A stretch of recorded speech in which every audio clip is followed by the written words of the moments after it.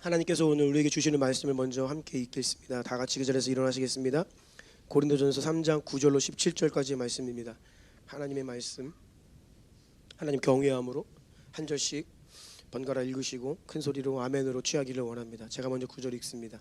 우리는 하나님의 동역자들이요 너희는 하나님의 밭이요 하나님의 집이니라.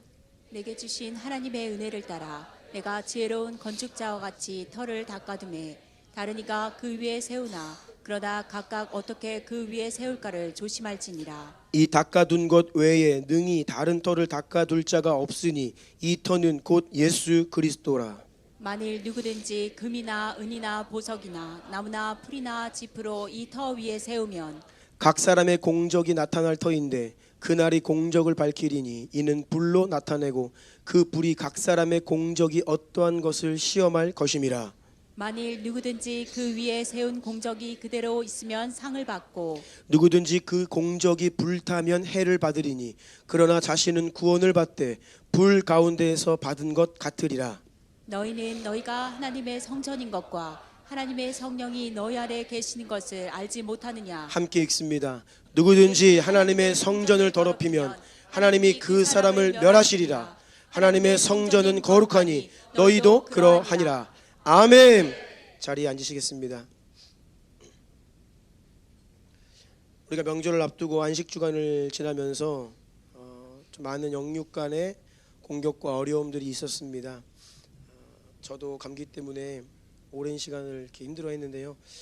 정말 이 코로나 때보다 더 심한 감기를, 제 인생의 가장 심한 감기를 알았던 것 같습니다. 여러분들이 기도해 주셔서 이제는 많이 회복되었고요. 감사드립니다.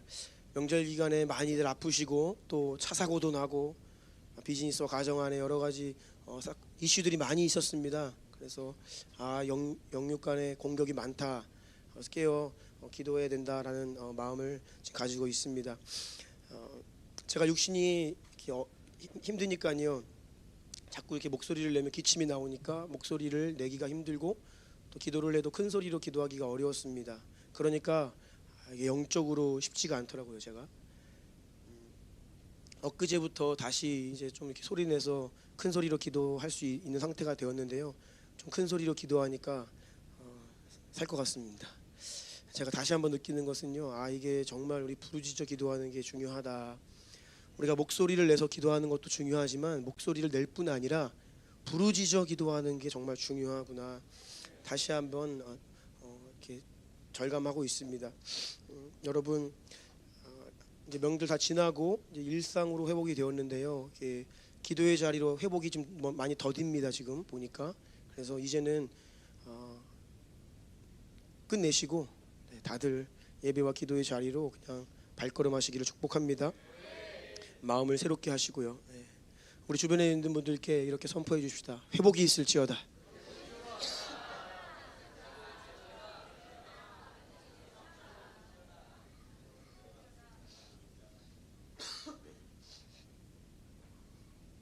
오늘 더 펌 파운데이션 네 번째 시간인데요. 제목을 같이 읽어볼까요? 시작. 우리는 조심히 주의하고 신중하게 자신의 영혼육을 잘 건축해야 합니다. 아멘. 우리는 조심히 주의하고 신중하게 자신의 영혼육을 잘 건축해야 합니다. 이러한 제목으로 하나님 말씀을 전하겠습니다. 오늘 본문 고린도전서 3장 9절과 16절을 한번 다 같이 다시 읽겠습니다. 9절과 16절입니다. 9절 먼저 시작. 우리는 하나님의 동역자들이요 너희는 하나님의 밭이요 하나님의 집이니라. 아멘. 16절입니다. 시작. 너희는 너희가 하나님의 성전인 것과 하나님의 성령이 너희 안에 계시는 것을 알지 못하느냐. 아멘. 구원받은 성도들이 하나님의 밭이다. 하나님의 집이다. 너희는 하나님의 성령이 너희 안에 거하시는 하나님의 성전이다 라고 말씀하십니다. 한번 따라해 보세요. 나는 하나님의 집이다. 나는 하나님의 성전이다. 아멘. 우리가 구원을 받은 이후에 이제 인생을 살아갑니다. 모두가 다 구원을 받고 이제는 인생을 살고 있어요. 그것은 인생을 산다는 것은 하나님의 집을 건축하는 것이다. 하나님의 성전을 세우는 것이 우리의 삶이다라고 말씀하십니다.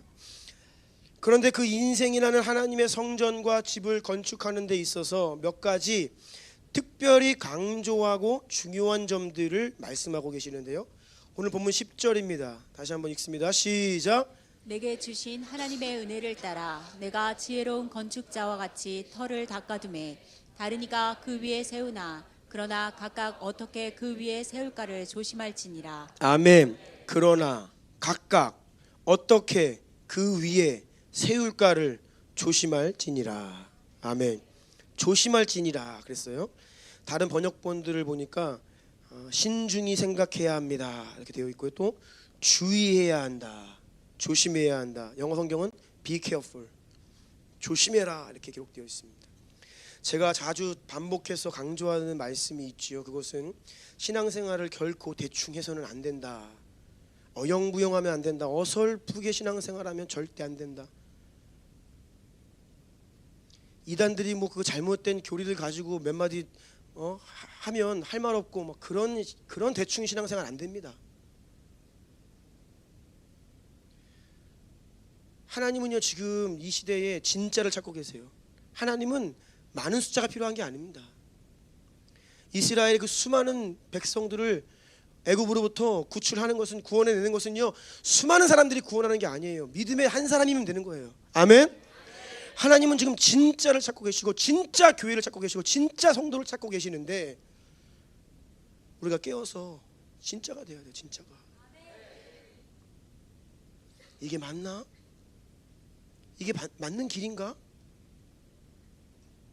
세상에서 또 이런저런 얘기 들으면 막 흔들리고 갈팡질팡하고 이랬다 저랬다 하고 또 무너지고,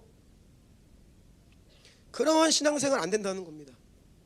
신앙생활은 따라하세요. 제대로, 확실하게, 정확하게, 분명하게, 확신 있게. 아멘. 이것이 바로 각각 어떻게 그 위에 세울까를 조심할지니라 말씀하신 오늘 그 말씀의 의미입니다. 특별히 우리는 보이는 겉모습, 외모에 신경을 나름대로 많이 쓰지요. 요즘 젊은이들은요 외모에 신경을 많이 씁니다. 저도 신경을 씁니다. 뭐 안 쓰는 것 같이 보이셔도 씁니다. 주위를 앞에 쓸 때는요 제가 비비크림도 바르고 나와요. 얼굴에 잡티가 많아가지고요 막 바르고요 준비를 많이 하고 나옵니다. 토요일 밤부터 피부 관리를 많이 해요. 얼굴이 너무 푸석푸석하고 제가 봐도 좀 안쓰러울 때가 있어서 토요일 밤은 특별히 좀 로션을 듬뿍 바르고 어떻게 하면 주일 아침에 푸석푸석하지 않게 하려고 노력하고요. 또 오늘은 제가 이렇게 오랜만에 자켓을 또 입었어요. 지난 금요일 날 외부 사역을 나가니까 그냥 편하게 입고 갈 수가 없어서 자켓을 입었더니 모 집사님께서 좀 우리 교회에서도 그렇게 좀 입으라고 잔소리를 하시더라고요. 그래서 제가 양심의 가책을 받고 오늘 자켓을 입고 나왔어요. 네, 할렐루야. 네. 우리가 겉사람 신경 많이 써요. 대충 나가지 않잖아요. 화장하고 꾸미고 옷도 그냥 철만 지나면 입을 옷도 없어가지고 또 새 옷 사고 얼마나 외모를 꾸미고 단장하는지 몰라요. 그런데 더 중요한 것은 우리 겉사람뿐이 아니라 여러분 각 사람 속사람 영적인 상태에 관심을 가지셔야 됩니다. 신중하게 면밀하게 조심히 살펴보셔야 합니다. 나는 어떠한 믿음의 삶을 살고 있는가? 내가 정말 잘 살고 있는 거 맞나? 나는 성장하고 있는가? 주의하여 조심하여 살펴보아야 합니다. 우리 속사람의 다양한 상태가 있어요. 제가 몇 가지 소개해드립니다. 세 가지 상태와 방향성이 있는데 첫 번째는 잘 성장하고 건강하게 성장하는 속사람 믿음이 있습니다. 또 정체되어 있고 머뭇거리는 속사람 믿음의 상태가 있습니다. 또 뒤로 물러서는 후퇴하는 속사람 믿음이 있습니다. 성경을 보면요 진짜와 가짜들의 이야기입니다. 누가 진짜 믿음을 가지고 누가 하나님을 정말 경외하는가, 아니면 누가 하나님 모르고 지 멋대로 사는가, 진짜와 가짜의 이야기예요. 더더욱 마지막 때로 갈수록 이 구분이 명확해집니다. 하나님이 우리 삶 가운데 어려움을 주시는 이유가 뭡니까? 네 믿음이 진짜냐 물어보시는 거예요. 하나님이 이 시대 가운데 어려운 마지막 시대를 허락하시는 이유가 뭡니까? 내 몸된 교회들아, 너희가 정말 나의 신부가 맞느냐? 너희가 정말 내 백성이 맞느냐? 이걸 묻고 계시는 거예요. 코로나에 힘든 시간들을 보냈습니다. 하나님 묻고 계시는 겁니다. 진짜 내 백성이 누구인지 아닌지를 내가 가르겠다, 구분하겠다. 정신을 차려야 되는 거예요. 어려운 게 문제가 아닙니다. 먹고 살기 힘든 게 문제가 아니에요. 그 어려움 가운데 나는 믿음을 지키고 하나님 앞에 온전한 주의 백성으로 서고 있는가, 이것이 중요하지요. 하나님은요, 더더욱 마지막 때가 가까울수록 이 진짜와 가짜를 구분하시는 작업들을 하신다는 거예요. 코로나 시간을 지나면서 수많은 사람들이 교회를 떠난 것으로 조사되고 있습니다. 10년 전에 한국의 기독교 인구 비율이 22%가 넘는다라고 조사되는 시절도 있었습니다. 지금 15%가 안 된다, 그렇게 이야기해요. 불과 10년 만에 아주 빠른 속도로 감소하고 있습니다. 20대만 놓고 보면 반토막 더 났습니다. 거의 60%가 줄었습니다. 비율로 보자면요. 그나마 남아있는 기독교인들도 지금 조사를 해보니까 그 중에 남아있는 기독교인들 얼마 남지 않았는데 한 10% 좀 넘게 남았습니다. 10% 정도. 근데 그 중에 30%는 어떤 믿음을 갖고 있는지 아세요? 종교다원주의적인 믿음을 갖고 있습니다. 이것은 뭐냐면 꼭 교회가 아니라 다른 종교도 잘 믿으면 구원받는다, 이런 말도 안 되는 믿음을 가지는 사람들이 30%예요. 그리고 또 30%는 교회를 안 나갑니다. 출석하지 않아요. 스스로 나는 기독교인이다 이야기는 하지만 출석하는 교회가 없습니다. 여러분, 지금 현실이 그래요. 지금 실제적으로 정기적으로 주일날 예배 그래도 나간다라고 하는 사람들 한 우리나라에서 500만 정도 됩니다. 많이 줄었죠. 숫자만 급감한 것이 아닙니다. 믿음의 내용을 보면요, 더 형편이 없습니다. 우리가 정말 깨어 있어야 됩니다. 아프셔서 오늘도 못 오신 분들이 계세요. 제가 여러분들을 뭐라 하는 거 아닙니다. 그런데 우리가 언제부터 온라인 예배 드렸죠? 언제부터 무슨 가정에 무슨 일이 있으면 온라인 예배 드렸죠? 뭐 지방에 내려가면서 차에서 온라인 예배 언제부터 드리기 시작했습니까? 우리가 코로나 시간을 통과하면서 사람들이 아주 신앙이 느슨해지고 틈이 많이 생겨버렸습니다. 전에는 정말 병원에 입원하거나 정말 일어나지 못하는 수준의 상태가 아니면 교회에 기어서라도 나왔습니다. 그게 믿음이죠. 그게 신앙이었죠. 그런데 이상하게도 여러 가지 다양한 이유가 생겨서 이런저런 이유로 이제 온라인이 있으니까 스마트폰으로 열면 예배 있으니까 라고 하면서 교회에 나오지 않는 분들이 많이 계십니다. 우리 교회는 거의 안 계시지만 지금 이것이 굉장히 일상화되고 있습니다. 강원도 가가지고 드려요.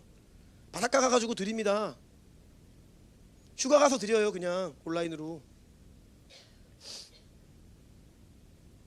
성경은 진짜와 가짜들의 이야기라고 했지요. 여러분, 진짜는 성경에서 뭐라고 이야기하냐? 남은 자다 이야기합니다. 남은 자, 소수입니다. 누가 끝까지 믿음 지키고 남아있을 것인가? 아주 소수의 사람들일지라도 진짜 믿음을 가진 진짜 하나님의 백성들을 통해 하나님이 어떤 일을 행하셨는가를 기록해 놓은 것이 성경 말씀이에요. 그래서 성경을 보면요, 그 시대에 믿음을 가진 자들이 많지 않습니다. 성경 보면요, 거의 뭐 한 시대에 한두 명이에요. 왜 하나님께서 요나라고 하는 선지자를 부르셔서 굳이 안 가겠다고 하는 요나 끝까지 부르셔서 니느웨 성에 보내십니까?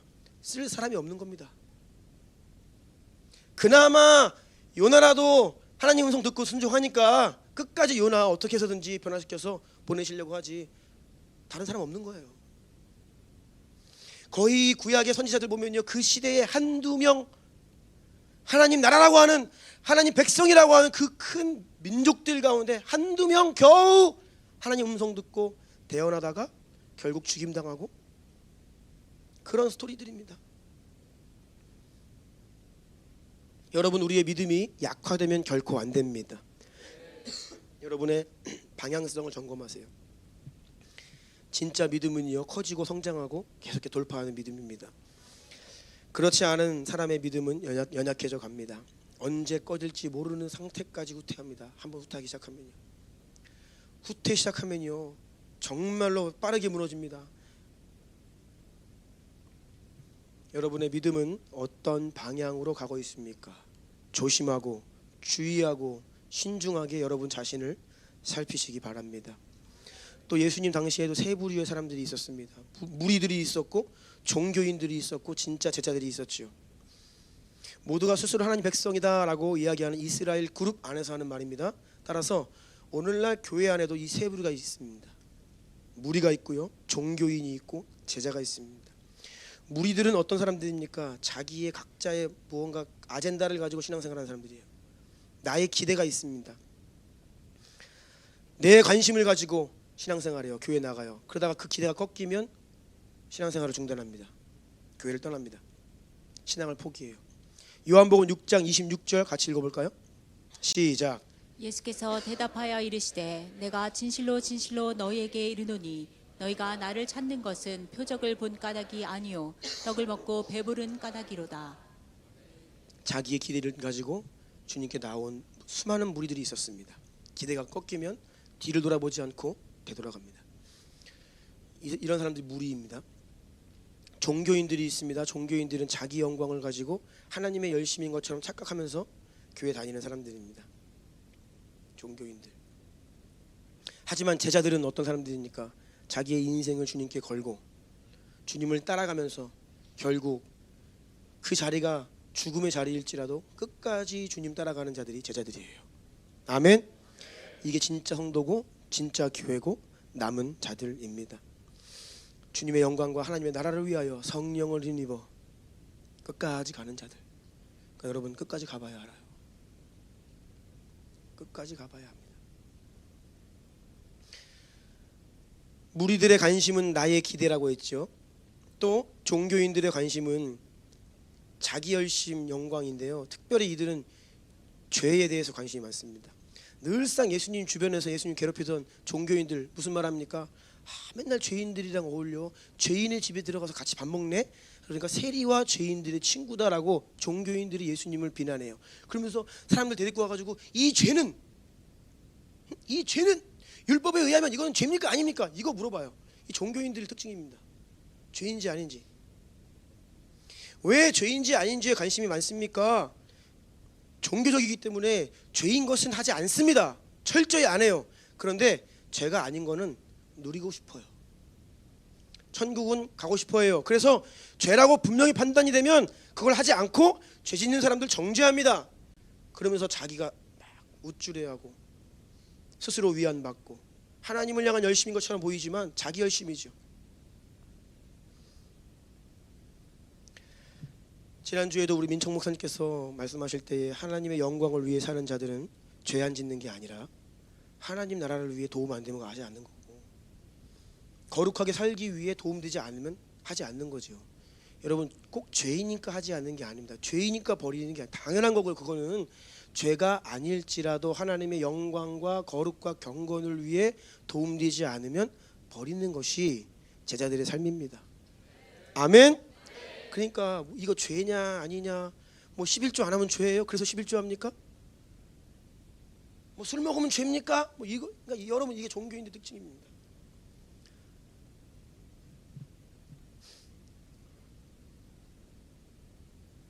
하나님을 위해서 도움이 되지 않으니까 그것을 멀리하는 거죠. 네. 뭐 술 먹으면 죄가 뭐 아니다. 저도 한번 먹어보기 시작해볼까요? 어떻게 되는지. 교회가 쑥대밭이 되겠죠. 저도 뭐 한 잔씩 걸쳐볼까요? 네, 죄 아닌데 취하지만 않으면 되니까 저도 그냥. 네. 내가 무리이냐, 내가 종교인이냐, 아니면 진짜 제자인가, 여러분 조심히 여러분 자신을 살피십시오. 끝까지 남는 사람은 제자밖에 없어요. 네 가지 땅이 또 있지요. 길가가 있고 돌밭이 있고 가시덤불이 있고 좋은 땅이 있습니다. 좋은 땅이 아니면 끝까지 못 갑니다. 설교를 아무리 들어도 저게 무슨 말이야 졸립고 딴 생각하고, 언제 끝나 오늘, 시계 보고 설교 길어지면 화나고. 네. 제가 한번 묻고 싶어요. 설교가 길어지면 왜 화가 나는지. 도대체 왜 우리는 예배를 길게 드리면 화가 날까? 스스로에게 물어보십시오. 하나님 나라 천국 가면요 영원히 예배 드리는데, 네, 그 천국 왜 가려고 그러십니까? 여기서도 뭐 좀 길게 드리면 힘든데. 지난 금요일도 제가 간 교회 목사님이, 제가 잠시 예배 앞두고 면담하는데 아, 그 교회가 그렇게 예배를 길게 드린다면서요? 그래서 아니 뭐 그렇게 하려고 했던 건 아니고요. 우리는 어쩌다 보니까 1시간 예배 드리고 있습니다. 그러면서 말씀하시더라고요. 오늘 특별한 날이니까 그냥 성령의 감동 따라서 길게 하셔도 됩니다. 제가 허락받고 좀 편하게 했어요. 대부분이 1시간 남짓 예배를 겨우 드려요. 그거 가지고 되겠는가? 저는 안 된다고 봅니다. 그거 가지고 세상을 어떻게 이겨냅니까? 그런 연약한 믿음 가지고 어떻게 이 시대를 살아갑니까? 이 시대가 지금 장난이 아니에요. 원수가 우리의 믿음을 빼앗아 가려고 안달이 났습니다. 성도들을 압박하고 공격하고 시험에 들게 하고 어떻게 하면 이 자녀들을 빼앗아 갈까? 온갖 수단과 방법을 가리지 않고 공격하는데 교회가 성도가 그거 예배 좀 길게 드리는 거 못해가지고 성도들 눈치 보고 이게 교회입니까 여러분? 좀 묻고 싶어요. 그래서 저는 그냥 애시당초에 그냥 마음을 정했습니다. 아, 그런 분들은 우리랑 부르심이 다르다. 짧은 예배가 좋은 분들은 그냥 짧은 예배로 가시면 돼요. 저는 그렇게 예배하고 싶지 않아요. 지금 이 예배도요 너무 부족해요. 이것도 부족해. 어떤 사람들은 이야기합니다. 매일 예배 드리니까 너무 과한 거 아니냐. 지금 이것도 부족해요. 이렇게 해도 세상에 나아가면 무너져요. 돌밭에 뿌려진 말씀 즉시 기쁨으로 받습니다. 그런데 환난이나 어려움이 나오면요 넘어지는 자예요. 끝까지 못 가는 거죠. 여러분의 믿음이 끝까지 갈 수 있는 믿음이겠냐고요. 조심히 주의하여 살피라는 거예요. 주님께서 가시떨기에 부러졌다는 것은요 세상의 염려와 재물의 유혹, 그놈의 돈 문제 때문에. 그게 돈이 뭔데? 그 만몬 그것 때문에 결국은 신앙생활 잘 하는 것 같다가 중간에 넘어지는 겁니다. 결실하지 못하는 거예요. 좋은 땅에 뿌려진 말씀의 씨앗만이 끝까지 자라가 30배, 60배, 100배의 결실을 맺습니다. 끝까지 가는 자가 진짜입니다. 아멘. 그래서 여러분의 마음 상태를 잘 점검하셔야 됩니다. 방향성을 잘 점검해야 됩니다. 여러분의 믿음이 만일 머뭇거리거나 뒤로 물러서고 있다라고 하면 오늘 이 자리에서 지체하지 말고 회개하고 돌이키셔야 됩니다. 머뭇거리는 정체되어 있는 신앙의 결과는 매너리즘과 종교와 형식 습관입니다. 종교에는 생명 없습니다. 종교는 구원의 길이 아니라 멸망의 길입니다. 종교가 제일 무서워요. 왜요? 종교에 빠지면요 자기는 구원받았다 착각합니다. 나는 그래도 교회 다니잖아. 정체되어 있는 미지근한 마음의 상태로부터 여러분 당장 벗어나십시오. 그것이 사는 길입니다. 여러분의 믿음이 점점 약해지고 있습니까? 오늘 깨어 돌이키십시오. 다시 그 자리에서 오늘 나의 지금 이 모습을 마지노선 삼고 더 이상 뒤로 물러나지 마십시오. 반등하셔야 됩니다. 다시 치고 일어나셔야 됩니다. 히브리서 10장 38, 39절 함께 읽습니다. 시작. 나의 의인은 믿음으로 말미암아 살리라. 또한 뒤로 물러가면 내 마음이 그를 기뻐하지 아니하리라 하셨느니라. 우리는 뒤로 물러가 멸망할 자가 아니요 오직 영혼을 구원함에 이르는 믿음을 가진 자니라. 아멘. 제가 너무나 늘 경각심을 가지고 듣는 말씀입니다. 구원에 이르는 믿음은 뒤로 물러가 멸망하는 것이 아니라 앞으로 힘차게 전진하고 달려가는 믿음인 줄로 믿습니다. 집을 세우는데 신중해라, 주의해라, 조심해야 한다라는 것을 강조하고 있는데요. 또 한 가지 강조하는 것이 있습니다. 조심해야 될 것이 있습니다. 오늘 본문 10절과 11절입니다. 같이 읽겠습니다. 시작. 내게 주신 하나님의 은혜를 따라 내가 지혜로운 건축자와 같이 터를 닦아두매 다른 이가 그 위에 세우나 그러나 각각 어떻게 그 위에 세울까를 조심할지니라. 이 닦아둔 것 외에 능히 다른 터를 닦아둘 자가 없으니 이 터는 곧 예수 그리스도라. 아멘. 내 인생은 과연 어디 위에 있는가? 나는 어느 터 위에 집을 짓고 있는가? 여러분 열심히 살죠? 일주일 동안 바쁘게 피곤하게 잠이 부족하게 열심히 삽니다. 그게 다 집을 짓는 거예요. 어디 위에 집 짓고 있습니까? 이거 잘 분별해야 됩니다. 내 열심 위에 집을 져요? 내 생각 위에 집을 짓습니까? 이 부분을 조심해서 살펴보아야 됩니다. 오직 예수 그리스도라고 하는 터 위에, 그 기초 위에 집을 지어야 한다 말씀하세요.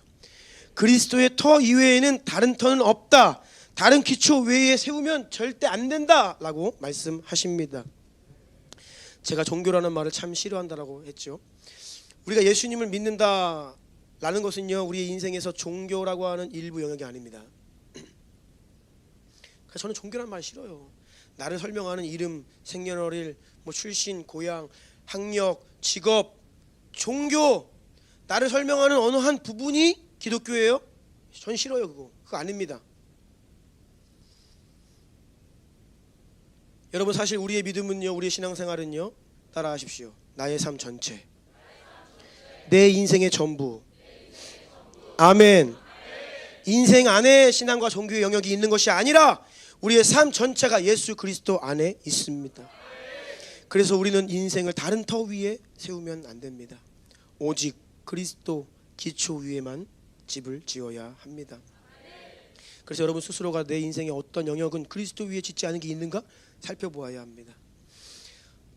제가 어린 시절에 교회에서 어른들이 이런 말 많이 하셨습니다. 얘들아, 얘야, 대학 간 다음에 공부 열심히 해라. 아니죠. 대학 간 다음에 신앙생활 열심히 해라. 공부는 지금 해라. 지금은 공부할 때니까 지금 공부 열심히 하고 대학 간 다음, 대학 들어가면 그때 교회 열심히 다녀라. 물론 교회 간다는 핑계로 공부를 게을리하던 학생들이 너무 많았습니다. 저는 학생의 본분은 공부, 공부 열심히 하는 것이 하나님께 영광을 돌린다. 저는 그렇게 생각하는 사람입니다. 그래서 공부 안 하고 땡땡이 치고 교회 간다는 핑계로 방황하던 그 수많은 저를 비롯한 여러 사람들 때문에 부모님들의 마음이 아파서 이런 말씀 하시죠. 그래서 첫 번째는 자녀들이 공부하는 자녀들이 문제가 있죠. 그런데 그렇게 말씀하시는 부모님 말씀에도 적지 않은 문제가 있습니다. 그렇게 대학을 간 다음에 교회 열심히 다니게 되던가요? 속는 거지요. 공부도 학업도 대학 진학도 전공도 다 그리스도 터 위에 세워야 합니다. 대학 간 다음에 교회 열심히 다녀라고 하는 말은 대학은 일단 다른 터 위에 세워놓은 다음에 그 다음에 어떻게 해보겠다 그런 말인 것 같아요. 그래서 우리가 그런 말들을 할 때에도 조심해야 됩니다. 직장은 교회 밖의 영역 아닙니까? 목사님이 사회생활에 대해서 뭘 압니까? 직장생활은 제가 알아서 할게요. 그러니 목사님은 목회, 교회 안에서 목회만 열심히 하십시오. 이러한 이렇게 노골적으로 이야기를 하지 않아도요, 이러한 정서가 많이 있습니다. 그래서 아주 비판적으로 오늘날에 여러 목소리들이 있는데 목사들이 의무적으로 신학교 가기 전에 직장생활 꼭 해봐야 된다, 그렇게 주장하시는 목소리도 많이 있습니다. 저도 신학교 시절에 그런 고민 정말 진지하게 했습니다. 졸업반 때 진지하게 했습니다. 아, 이거 안 될 것 같은데, 이렇게 하면 나 세상을 너무 모르는 것 같은데, 직장 좀 주중에는 그 직장 생활하고 주말에 파트타임으로 사역할까? 정말로 진지하게 고민해봤습니다. 그래서 어떤 말씀이신지 제가 이해합니다. 일정 부분 동의합니다. 그런데 또 다른 측면에서 우리가 보자면 베드로의 직업이 뭐였지요? 어부였지요. 그가 밤새 고생하면서 물고기 한 마리도 못 잡았는데 예수님이 등장하셔가지고 깊은 데에 던져라. 근데 그때 베드로가 이렇게 얘기하는 거예요. 나는 어부고 예수님은 목수인데 뭘 아십니까? 이건 내가 할게요. 예수님은 목수일 전문가시고 나는 어부 내가 이거 전문가인데 뭐 나한테 그런 말씀? 그렇게 이야기하는 건 아닌지라고 하는 생각이 드는 거예요. 그런데 제가 그 당시에 이제 고민을 정말 진지하게 하고 있었는데 저희 교회에 새로 부임하신 전도사님이 나이가 많으신데 뒤늦게 신학교 들어가셔서 우리 교회 교육 전도사로 부임을 하신 거예요. 근데 보니까 그분의 이력서를 보니까 한국 타이어에서 근무를 하셨어. 그래서 좋은 직장이잖아요, 대기업이니까. 제가 물어봤죠. 아니 어떻게 이렇게, 그랬더니 원래는 직장 생활을 먼저 좀 경험하고 그래서 신학교 온 겁니다, 이렇게 얘기하더라고요. 그래서 제가 고민 중이었다고 물어봤어요. 그랬더니 그분이 하시는 말씀이 뭐 직장 생활이 도움도 되는데 꼭 하지는 않아도 됩니다. 저를 말리더라고요. 가지 마세요. 이미 늦었어요, 그러더라고요. 그래서 제가 제 고민을 이제 그쳤습니다. 그분이 저를 잡아주신 거죠. 교회는 세상을 잘 모르지, 직장 생활을 잘 모르지. 그러니까 이 교회에 오면 여러 직분을 가지고 교회 열심히 섬깁니다. 그런데 직장은 교회 바뀌잖아요. 잠시 이제 직장을 가면 예수님 생각은 조금 내려놓는 거예요. 그리고 열심히는 하는데 별로 이렇게 예수님이랑 상관없는 집을 세울 수 있다는 겁니다. 이건 우리 가정의 문제입니다. 교회 간섭은 죄송하지만 노땡큐 알아서 할게요 라고 생각할 수도 있습니다. 그래서 오늘날에는 신방이 많이 사라지고 있지요. 집을 오픈하기를 꺼려하는 성도들이 더 많아지고 있습니다. 목사님이 무슨 청년들의 연애사까지 간섭하십니까? 라고 할 수 있습니다. 네, 저도 여러분 오해는 하지 마세요. 여러분이 여기는 나의 사생활 하면 오케이 합니다. 오해를 하더라고요. 본인이 와서 나는 상담을 해가지고 내가 얘기해 준 거지. 제가 가만히 있는 청년한테 가가지고 너 왜 그러냐 얘기 안 합니다. 오해하지 마세요. 분명히 본인이 와서 상담을 해서 나한테 목사님 어떻게 해야 돼요? 물어봐요. 그래서 대답을 해줍니다. 되돌아가가지고 목사님이 사생활에 간섭한다는 거예요. 이건 뭐예요? 이게 뭔지 모르겠어요. 도대체 와서 얘기를 하지 말든지. 그러면 저는 여러분들이 청년들 잘 오해하지 마세요. 목사님 저는 연애도 좀 목사님께 지도를 받고 싶습니다 라고 하는 친구들만 제가 조언을 해줍니다. 몰랐어요? 네. 네. 그래서 오해를 푸시기 바랍니다. 그러니까 제가 이런 얘기를 우리 동기 목사들 모여가지고 이제 얘기하니까 어떤 한 목사님이 저한테 그러더라고요. 유진용 목사 되게 민주적인 줄 알았더니 독재를 하시네 그러더라고요. 사생활 간섭 되게 심하네. 청년들 힘들겠다 그러더라고요. 그래서 이미 힘들어하는 애들 다 나갔습니다. 내가 그랬어요. 다른 영역이라고 생각하는 거예요. 그렇죠. 내가 연애는 무슨 목사님이 간섭을 해. 그러니까 믿음이 없는 사람들이랑 사귀기도 하고요. 개인의 프라이버시 영역. 그런데 여러분 우리가 인생 전부를 그리스도의 터 위에 세워야 한다라고 하면 사실 신앙과 무관한 상관없는 별개의 영역은 없다는 것이죠. 오늘날 성도들의 문제가 무엇입니까? 오늘날 청년들의 문제가 무엇입니까? 교회 안에서는 별 문제 없어 보입니다. 교회 안에서는 잘합니다. 그런데 문제가 어디서 벌어져요? 지금 앞서 말씀드린 이거는 나의 사생활이야, 이것은 교회가 목사님이 간섭할 영역이 아니지 라고 하는 거기에서 항상 문제가 터져요. 그것 때문에 무너집니다. 그것 때문에 교회를 떠나요.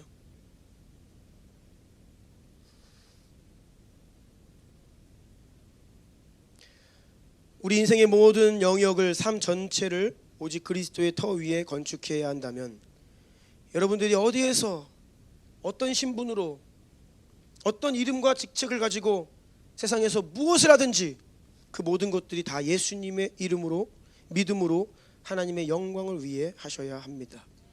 아멘. 출근하실 때에도 나는 오늘 그냥 먹고 살기 위해 출근하는 게 아니라 하나님의 영광을 위해 출근한다. 학교 갈 때에도 우리 하이마 하나님의 영광을 위해 학교 간다. 아멘. 하나님의 영광을 위해 공부한다. 분명한 이런 의식이 있어야 돼요. 그래서 여러분의 학업과 가정과 직장과 모든 삶의 영역들을 다 그리스도 위에 건축하셔야 합니다.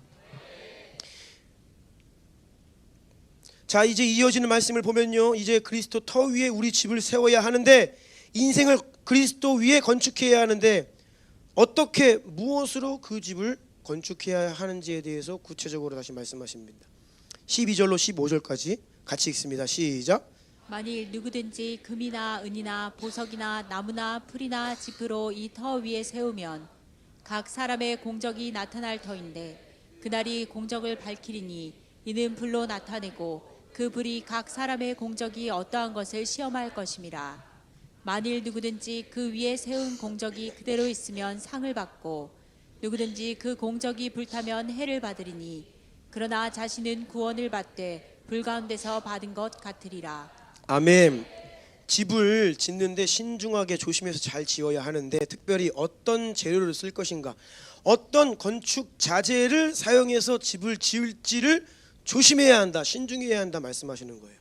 결국 우리가 마지막 날에 하나님의 심판대 앞에 선다는 것은요, 하나님이 그 자리에서 우리의 삶을 평가하십니다. 우리가 평생 믿음으로 인생의 집을, 하나님의 집을 건축했는데 그 집을 검사하신다는 거예요.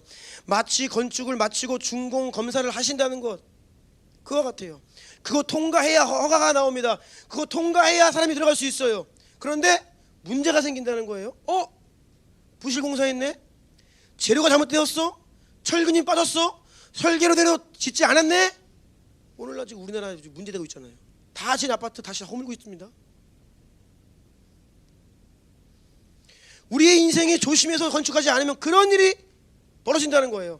한평생 열심히 교회에서 섬기고 나름대로 최선을 다해서 살았는데 주님 오실 때 잘못 지었다, 무너뜨려라, 다 쓸데없다 라고 하신다는 거예요. 오늘 본문 말씀을 보다 잘 이해하는 것을 돕기 위해서 메시지 성경으로 다시 한번 읽어드릴게요. 오늘 본문 9절부터 17절 한번 읽어주시겠어요? 달리 말하면 여러분은 하나님의 집입니다. 나는 하나님께서 내게 주신 훌륭한 건축가의 재능을 사용해 설계도를 작성했고 아볼로는 벽을 쌓아 올리고 있습니다. 그러니 이를 맡은 목수가 그 기초 위에다 각자 신중하게 집을 짓게 하십시오. 기억하십시오. 이미 놓인 기초는 하나뿐입니다. 그 기초는 다름 아닌 예수 그리스도이십니다. 여러분은 각별히 신경 써서 건축 재료를 고르십시오.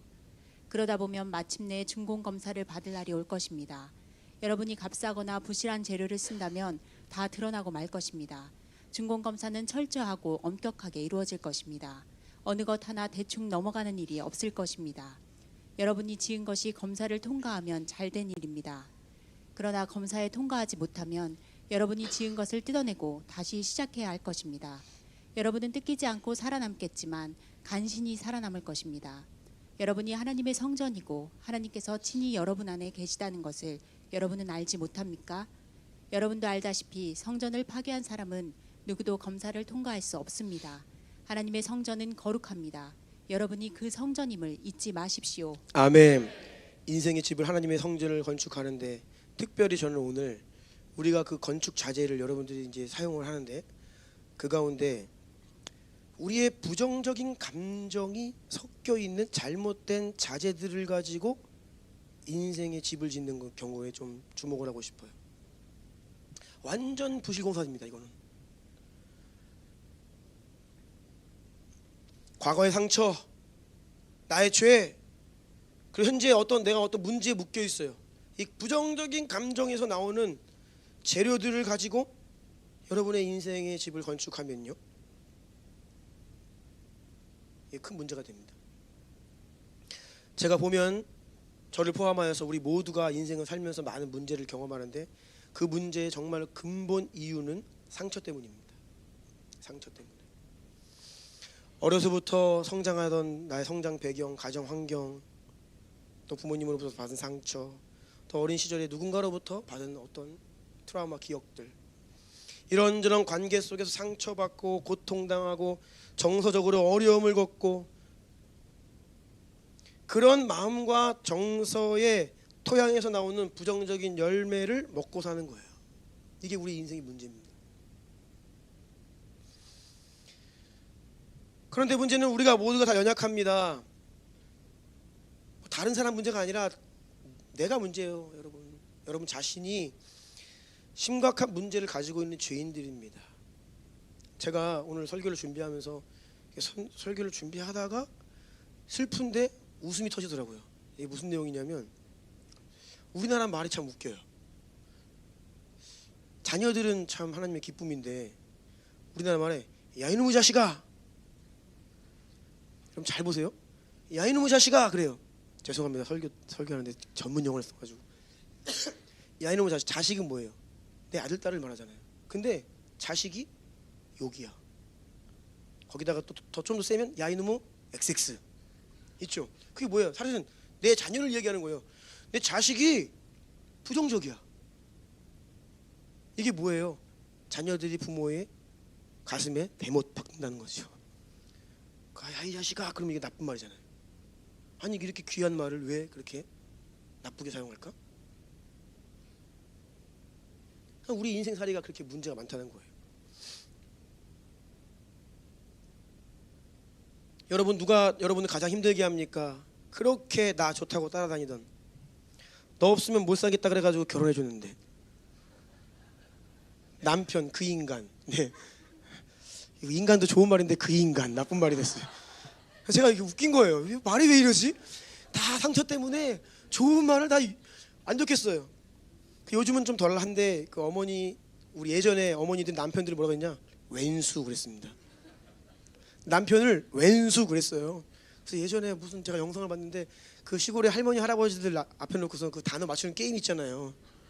그 남편이야. 그래서 남편이 그 할머니한테 남편을 설명하는 거야. 그러니까 왼수, 왼수. 할머니는 남편이 곧 왼수야. 제가 이게 슬픈데 너무 웃긴 거예요. 이게 왜 이럴까 우리가? 이게 뭐 우리 인생이 코미디도 아니고, 남편, 아내, 자녀 막 그냥 다 상처 덩어리고 서로 힘들게 하고, 나의 가장 귀한 존재가 나의 가장 고통이 되고,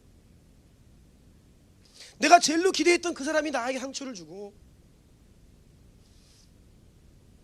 우리가 어떻게 해야 됩니까? 그러면 어떻게 하면 우리가 상처를 안 받고 살 수 있습니까? 우리는 그런 환경에 살 수밖에 없어요. 나 죄인, 너 죄인, 우리 죄인, 다 죄인. 아무리 노력을 해도 상처를 주고 상처를 받으며 삽니다. 그러면 어떻게 해야 됩니까? 대안이 무엇입니까? 따라해 보시겠어요? 예수 보혈로 덮고 용서해라. 다시 예수 보혈로 덮고 용서해라. 아멘. 뭐 이렇게 위대한 솔루션을 줄 줄 알았더니 뭐 뻔한 얘기를 하냐?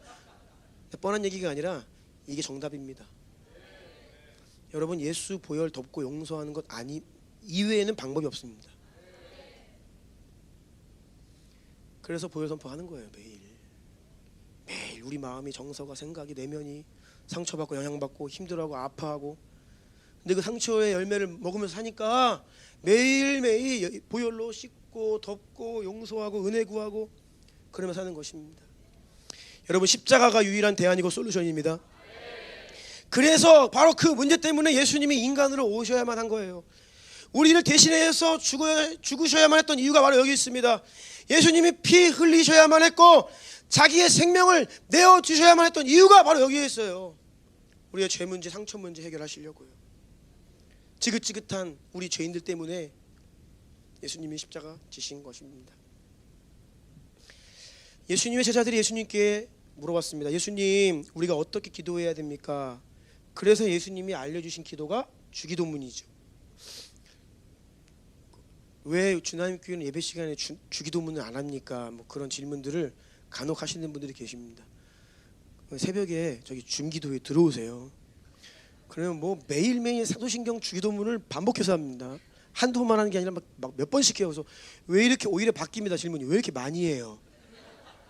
여러분이 춤이 안 들어, 기도회를 안 오시니까 그런 거예요. 우리 교회만큼 사도신경 주기도문을 많이 하는 교회가 없습니다. 저는요, 근데 형식적인 거 너무 싫어해요. 습관적인 거 싫어합니다. 무슨 교회가 모임하고 끝나면 마무리 주기도문하고 끝내는 거? 저 너무 싫어요. 그래서 어떻게 하면 이 형식적인 것들 바꿀까? 그래서 지난 우리 주나님교회 역사 속에서 막 주기도문을 중간에 했다, 앞에 했다, 뒤에 했다 하다가 지금은 잠깐 안 하는 거예요. 재작년인가 한번 다시 예배 때 제가 이제 신년에 예배를 기획하면서 이번에 좀 바꿔야겠다. 그래서 주기도문을 한번 다시 해야겠다 해가지고 하려고 계획했는데, 당시에 어떤 분이, 우리 교회 잠깐 오신 분이 왜 이 교회 주기도문 안 하냐고 막 비판을 하셔가지고 제가 하지 말겠다.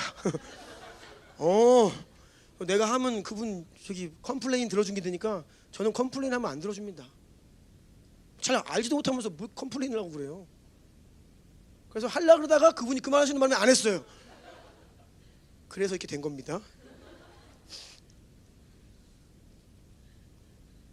주기도문 볼까요? 마태복음 6장 9절로 15절까지 함께 읽습니다. 시작. 그러므로 너희는 이렇게 기도하라. 하늘에 계신 우리 아버지여, 이름이 거룩히 여김을 받으시오며 나라가 임하시오며 뜻이 하늘에서 이루어진 것 같이 땅에서도 이루어지이다. 오늘 우리에게 일용할 양식을 주시옵고 우리가 우리에게 죄 지은 자를 사하여 준 것 같이 우리 죄를 사하여 주시옵고 우리를 시험에 들게 하지 마시옵고 다만 악에서 구하시옵소서. 나라와 권세와 영광이 아버지께 영원히 있사옵나이다. 아멘. 14절. 너희가 사람의 잘못을 용서하면 너희 하늘 아버지께서도 너희 잘못을 용서하시려니와 너희가 사람의 잘못을 용서하지 아니하면 너희 아버지께서도 너희 잘못을 용서하지 아니하시리라. 아멘. 이 주기도문을 잘 보면요, 처음에는 선포가 있습니다. 이름이 거룩히 여김을 받으시오며, 이게 선포예요. 나라가 임하시오며 나의 킹덤 컴 오소서 올지어다, 선포입니다. 뜻이 하늘에서 이루어진 것처럼 이 땅에서 이루어질지어다, 선포거든요. 근데 이 선포 이후에 하나님을 향한 간구가 이제 이어지는데 유일하게 한 대목이 눈에 띕니다. 그것은 우리가 12절 우리가 우리에게 죄 지은 자를 사하여 준 것 같이, 이 부분이 기도가 아니잖아요. 우리가 우리에게 죄 지은 자를 용서해 준 것 같이, 이 부분은요 우리가 한 유일한 내용이에요. 나머지는 다 선포이고 간구인데, 예수님께서 가르쳐 주신 기도, 하나님의 백성들이 이 기도를 한다는 것은요 이미 하나님의 백성들은 나에게 잘못한 사람을 용서하여 주는 사람이다 라고 전제하는 것입니다. 그래서 이 마태복음 6장 9절부터 이 주기도문을 마치신 이후에 예수님께서 한마디 커멘트를 하시는데 14, 15절입니다. 너희가 사람의 잘못을 용서하면 너희 하늘 아버지께서도 너희 잘못을 용서하시려니와. 15절 너희가 사람의 잘못을 용서하지 아니하면 너희 아버지께서 너희 잘못을 용서하지 아니하시리라. 이것은 행위구원론적인 이야기를 하는 게 아니에요. 우리가 누구를 용서하지 않으면 용서 못 받고 구원 못 받고, 그게 아니라 구원받은 하나님의 백성들은 용서한다는 겁니다. 용서한다는 거예요. 아멘. 우리가 받은 구원은 우리는 용서를 받았고 용서를 하는 자들이다, 이것을 전제로 합니다. 죄 문제 해결받지 못하면 구원에 이를 수가 없지요. 예수 그리스도께서 십자가 대속의 은혜로 우리의 모든 죄, 하나님을 반역하고 배신하고 지은 모든 우리의 죄악을 용서해 주셨습니다. 그냥 용서가 아닙니다. 하나님이 그냥 입으로만 용서해 주신 게 아니에요. 우리의 죄값을, 우리의 죄의 싹신 사망을 당신의 생명으로 자기 아들을 내어주심으로 십자가 위에서 우리를 대신하여 고통받으시고 저주받으시고 죽임 당하심으로 인하여 우리를 용서해 주셨습니다. 그래서 대속이다, 대신 그 죄값을 치루었다라고 이야기하죠. 용서는 우리 구원의 아주 핵심 요소이며 중심입니다. 그런데 우리가 예수님께로부터 받은 이 용서가 실제가 되는 지점이 어디냐? 바로 나 또한 나에게 잘못한 사람을 용서하여 주는 것, 이것이 용서받은 사람의 증거예요. 다시요, 내가 나에게 잘못한 사람을 용서하여 주는 것이 용서받았다라고 하는 증거예요. 모든 용서의 이슈에 있어서 상처받고 나를 힘들게 했고 나의 지난날의 과거의 어려움들이 있는데 거기에서 우리가 용서로 자유해야, 돌파해야 비로소 우리는 구원을 누릴 수 있습니다. 용서는요 상처라고 하는 감옥에서 해방될 수 있는 유일한 길입니다. 상처가 많아요? 그래서 사랑을 찾아 떠나요? 안 됩니다. 반복됩니다. 나는 그렇게 살지 않을 거예요? 부모님께 받은 상처? 나는 내 아빠처럼 안 살 거예요? 안 됩니다. 똑같이 살게 됩니다. 거기에서 헤어나올 수 있는 유일한 방법은 용서하는 것밖에 없습니다. 예수님의 이름으로 용서하는 것밖에 없습니다. 그 사람을 살리기 위해서 불쌍하니까 하는 용서가 아니에요. 아이고 나에게 이렇게 죄를 져, 불쌍하다, 죄인이구나, 용서해줘야지가 아닙니다. 여러분, 용서를 해야 내가 살기 때문이에요. 용서는 그 사람을 위한 게 아니고 하나님을 위한 게 아니고 나를 위한 거예요. 내가 살기 위해 용서하는 것입니다. 마태복음 18장 21절부터 35절까지 길지만 강기사님 다 읽어주세요. 그때 베드로가 나와 이르되 주여, 형제가 내게 죄를 범하면 몇 번이나 용서하여 주리이까? 7번까지 하오리이까? 예수께서 이르시되 내게 이르노니 7번뿐 아니라 7번을 70번까지도 할지니라. 그러므로 천국은 그 종들과 결산하려 하던 어떤 임금과 같으니 결산할 때에 10,000달란트 빚진 자 하나를 데려오매 갚을 것이 없는지라. 주인이 명하여 그 몸과 아내와 자식들과 모든 소유를 다 팔아 갚게 하라 하니 그 종이 엎드려 절하며 이르되 내게 참으소서 다 갚으리이다 하거늘 그 종의 주인이 불쌍히 여겨 놓아 보내며 그 빚을 탕감하여 주었더니 그 종이 나가서 자기에게 100데나리온 빚진 동료 한 사람을 만나 붙들어 목을 잡고 이르되 빚을 갚으라 하매 그 동료가 엎드려 간구하여 이르되 나에게 참아 주소서 갚으리이다 하되 허락하지 아니하고 이에 가서 그가 빚을 갚도록 옥에 가두거늘 그 동료들이 그것을 보고 몹시 딱하게 여겨 주인에게 가서 그 일을 다 알리니 이에 주인이 그를 불러다가 말하되 악한 종아 내가 빌기에 내가 내 빚을 전부 탕감하여 주었거늘 내가 너를 불쌍히 여긴 것 같이 너도 내 동료를 불쌍히 여김이 마땅하지 아니하냐 하고 주인이 노하여 그 빚을 다 갚도록 그를 옥졸들에게 넘기니라. 너희가 각각 마음으로부터 형제를 용서하지 아니하면 나의 하늘 아버지께서도 너희에게 이와 같이 하시리라. 아멘. 너희가 각각 마음으로부터 형제를 용서하지 아니하면 나의 하늘 아버지께서도 너희에게 이와 같이 하시리라. 아멘. 용서가 옵션이 아닙니다. 용서는 내가 용서를 받았기 때문에 용서가 돼야 됩니다. 용서를 해야 됩니다. 10,000달란트 탕감받은 자들입니다. 우리는 그것과 비하면 아무것도 아닌 겨우 100데나리온 그 얼마 하지도 않는 것 용서해 주는 거 못하면 사는 게 죄인들이에요. 여러분, 내가 얼마나 큰 상처를 받았는데 목사님 어떻게 용서해요? 당해보세요. 죄송합니다. 과도한 용서는 없습니다. 인간적으로 비상식적인 용서는 없습니다. 과분한 용서는 없어요.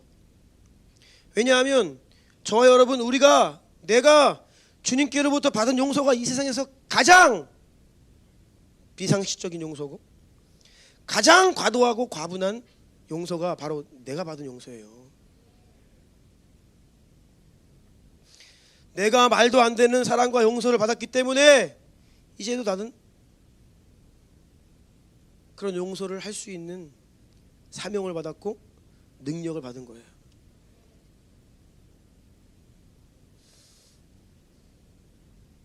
과거에 여러분 받은 상처, 겪었던 어려움들, 또 이런 문제들에 방해받지 않고 믿음의 그릇이 되어 쓰임받기 원한다면 여러분 하나님께 쓰임받기 원하십니까? 쓰임받는다는 것은요 사람을 섬기는 거예요. 크게 쓰임받고 싶으면 많은 사람을 섬기는 겁니다. 그러면 많은 사람을 돕고 섬기고 그들을 구원하려면 그만큼 많은 관계 속으로 들어간다는 의미입니다. 근데 그 관계가 다 죄인들이에요. 문제 있는 사람들입니다. 그러면요 그 관계 속에서 또 어려움 당하고 상처받고 그 사람들이 나를 모함하고 뒤에서 돌 던지고 할 수 있습니다.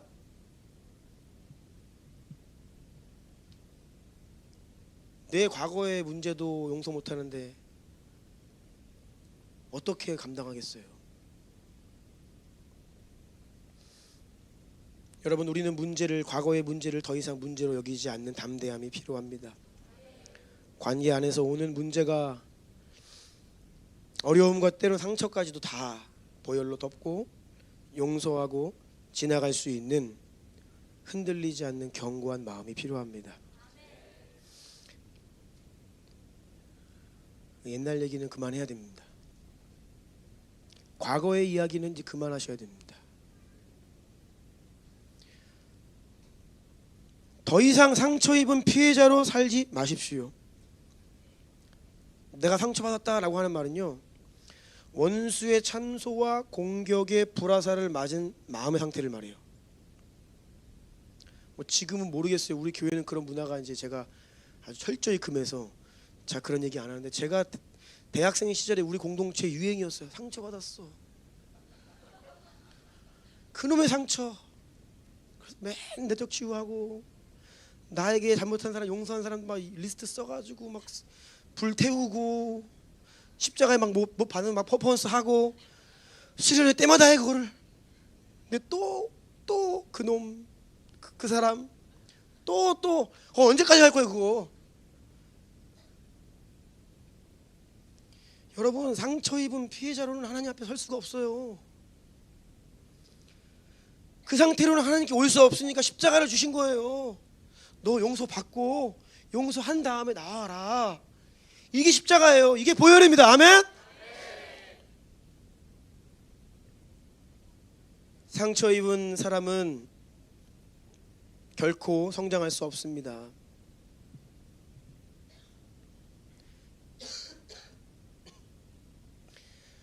우리가 성경을 읽는데 창세기 말씀을 다 지나가고 이제 오늘 출애굽기 들어갔습니다.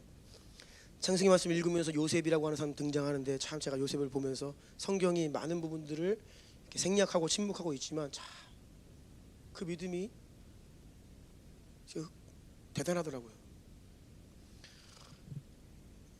만약 요셉이 자기가 당한 억울한 일을 계속 억울해하고 한탄하고 원망하고 고통하고 상처 가지고 살았으면요, 그는 평생 노예로 살았어야 됩니다. 평생 감옥에서 살아야 했을 겁니다. 하지만 요셉은 어디로 보내지든지 억울한 일을 당하고 노예가 되고 감옥에 가고, 하지만 그곳에서 어떻게 했습니까? 모든 일에 지극히 작은 것까지도 하나님을 드러내는 아주 긍정적인 에너지를 풍기는 사람이었어요. 어떻게 알 수 있냐면 창세기 39장 3절 보면 그의 주인이 여호와께서 그와 함께 하심을 보았다. 또 여호와께서 그의 범사에 형통하게 하심을 보았다. 그러니까 이방인들이 이집트에 보디발이 본 거예요. 여호와께서 그와 함께 하심을 본 거예요. 여러분, 이게 무슨 말입니까? 어떤 사람의 인생에 여호와께서 함께 하신다? 굉장히 이 생명의 에너지가 보이는 거예요. 그가 상처받아가지고 막 힘들고 신세한탄하고 살았으면요, 그게 하나님이 함께하는 인생입니까? 아니죠. 부정적인 아우라 막 풍기고 맨날 막 찌그러져 있고 신세한탄하고 내 인생 왜 이래, 망했다, 끝났네, 그 분노 해결 안 돼가지고 어디를 가든지 막 싸우고 막 사람들 패고 원망하고 반역하고, 그게 아니었어요.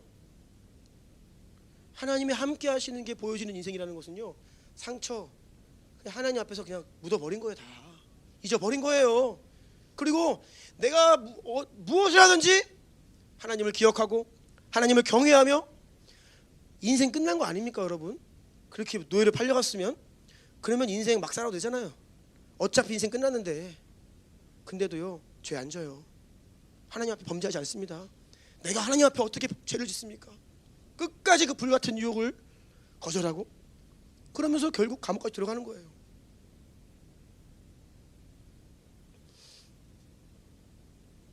상식적으로 가장 부정적이어야 할 사람, 상처로 인해 고통해야 될 인생이 그렇게 살지 않았다는 겁니다.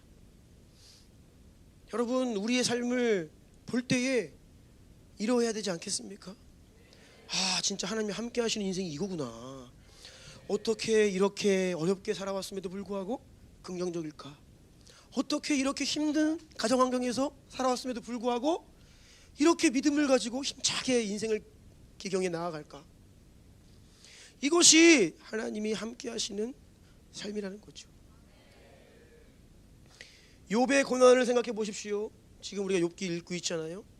욥은요, 성경 말씀이 이렇게 기록합니다. 1장 1절 우스땅 욥이라 불리는 사람이 있었는데 그 사람은 온전하고 정직하고 하나님을 경외하며 악에서 떠난 자다. 이거는 사람의 평가가 아니라 성경의 평가입니다. 정말로 이런 사람이었어요. 1장 8절 여호와께서 사탄에게 이르시되 네가 내 종 욥을 주의하여 보았느냐? 그와 같이 온전하고 정직하여 하나님을 경외하며 악에서 떠난 자가 세상에 없다. 하나님 말씀입니다. 2장 3절 여호와께서 사탄에게 이르시되 내가 내 종 욥을 주의하여 보았느냐? 그와 같이 온전하고 정직한 하나님을 경외하며 악에서 떠난 자가 세상에 없느니라. 네가 나를 충동하여 까닭없이 그를 치게 하였어도 그가 여전히 자기의 온전함을 굳게 지켰느니라. 하나님이 인정하세요. 그가 받은 고난은 까닭없이 받은 고난이다. 여러분, 인생을 살다 보면요, 꼭 내가 잘못해서 받는 고난이 아니라 이유 모를 고난도 있습니다. 그런데 무엇이 중요하냐? 욥은요, 까닭없이 받은 고난 중에서도 자기 믿음을 지키려고 몸부림치는 거예요.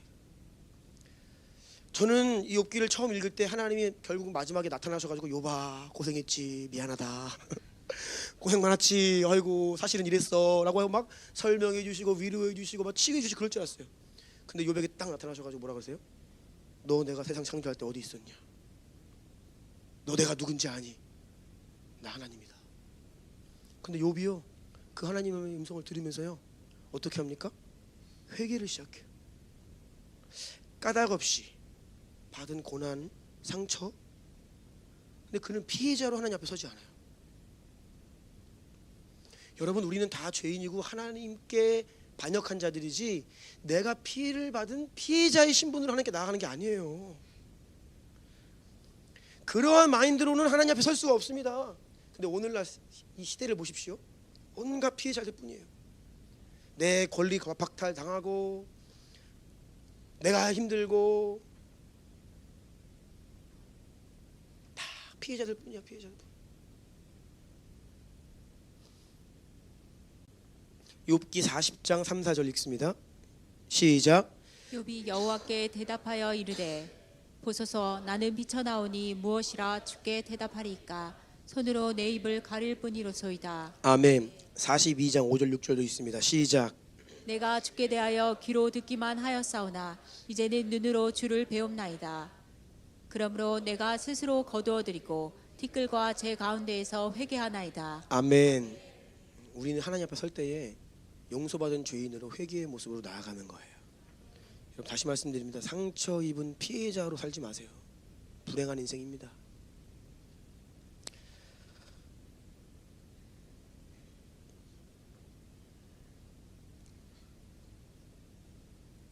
시간이 많이 돼서 좀 패스하겠습니다. 히브리서 11장 1절입니다. 좀 넘어가 주시고요. 쭉 넘어가 주시고요. 11절 시작. 믿음은 바라는 것들의 실상이요 보이지 않는 것들의 증거니. 아멘. 믿음에 대해서 말씀하시는데요. 바라는 것들의 실상이다. 무엇을 바라봅니까? 하나님의 약속을 붙들고 그 약속의 성취를 바라보는 거예요. 믿음은 잘 보십시오. 믿음은 약속을 붙들고 약속의 성취를 바라보는 겁니다. 아멘. 여러분 정말 바라는 게 무엇입니까? 꿈꾸는 게 무엇입니까? 오늘날의 청년들 젊은 세대들에게 꿈이 없다, 비전이 없다는 것은 다른 게 아니라 과거에 묶여 있기 때문이에요. 신세 한탄하고 있기 때문입니다. 우리나라 대한민국 문제 많다. 온갖 이 비판과 이 분노의 정신 때문에 미래를 못 보는 겁니다. 믿음은요 철저히 과거의 상처와 아픔과 현재 한계들을 예수의 보혈로 덮고 일어서서 그 그리스도의 기초 위에 서서 믿음으로 약속 붙들고 바라보는 거예요. 아멘. 꿈꿔야 됩니다. 여러분 5년 후에 어떤 모습 꿈꾸세요? 10년 후에 어떤 모습을 기대하고 있습니까? 그것이 여러분의 믿음입니다. 우리가 믿고 바라는 대로 이루어지는 거예요. 분명한 여러분 그 원하는 갈망을 가지고 기도하셔야 그렇게 사람이 됩니다. 이것이 믿음이에요. 그런데 과거에 매이면 앞으로 나아갈 수 없게 됩니다. 죄에 얽매여서 나아갈 수 없게 됩니다. 상처는 과거를 바라보게 하죠. 우리의 발목 잡는 불신앙입니다. 우리의 삶을 망가뜨립니다.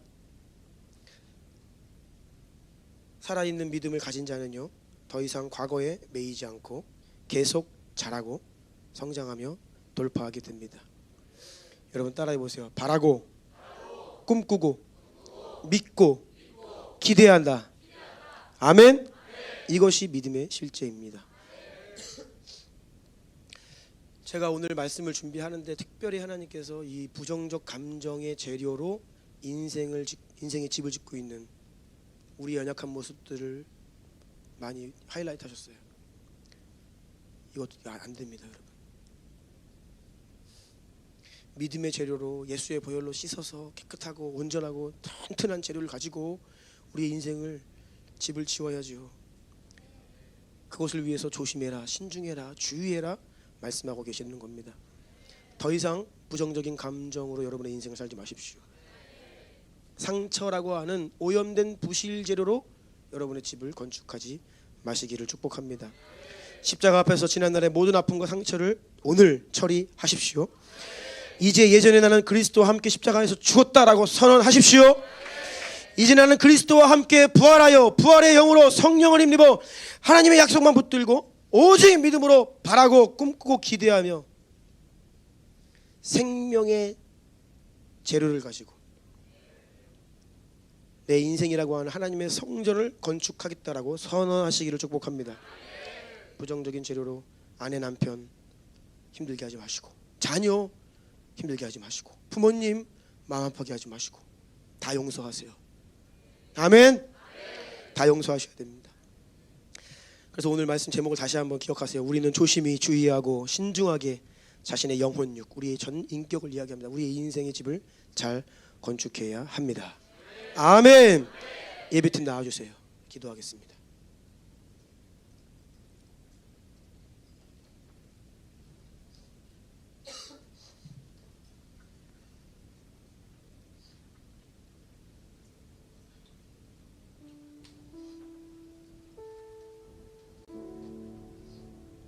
자, 잘 들으셔야 됩니다.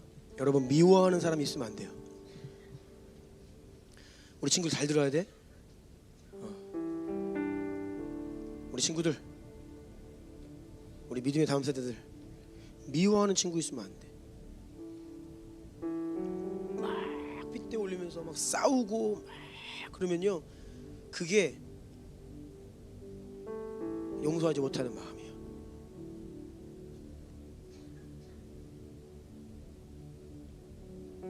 여러분, 미워하는 사람 있으면 안 돼요.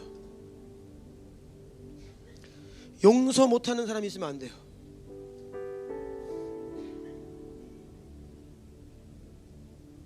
만달란트 탕감받은 자가 바로 나다. 그것을 기억하십시오. 날 위해 예수님 십자가에서 죽으셨다. 십자가 바라보세요. 그러면 됩니다. 그러면 용서 못할 죄인 없습니다. 그러면 미워할 사람 없어요. 눈을 감아볼까요?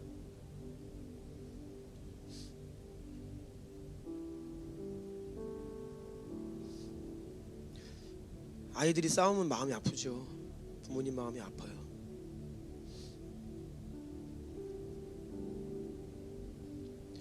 성도들 간에 마음이 나뉘면 마음이 아파요. 가정 안에서 남편과 아내가 서로를 사랑하지 못하면 마음이 아파요. 이 문제 해결하려고 예수님 십자가 지셨는데 왜 우리는 그게 잘 안 될까? 다른 방법이 아닙니다. 예수님 십자가 바라봐야 됩니다. 그리고 예수님 십자가 우리 안에 더 실제가 되어야 됩니다. 우리 마음에 십자가 새겨져야 합니다.